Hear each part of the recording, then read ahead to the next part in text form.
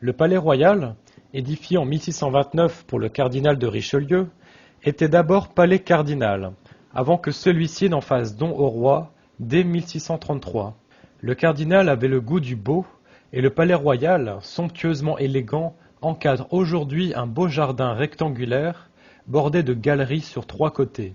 Le sculpteur Buren a installé dans la cour d'honneur en 1985-86 un ensemble de colonnes noires et blanches entourées d'un chemin de grillage sous lequel coule de l'eau. Cette cour renferme également les fontaines ornées de boules en acier inoxydable de Paul Bury.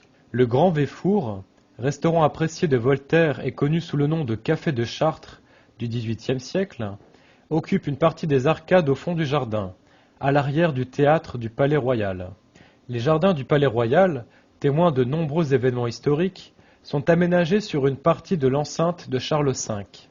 Ils s'inscrivent dans un ensemble architectural d'une grande cohérence, mise en œuvre pour l'essentiel par le duc d'Orléans, futur Philippe Égalité. La superficie couvre un peu plus de 2 hectares. Ce lieu héberge aujourd'hui quelques institutions vénérables de la République. Le Conseil d'État dans le Palais, le Conseil constitutionnel et le ministère de la Culture dans les annexes.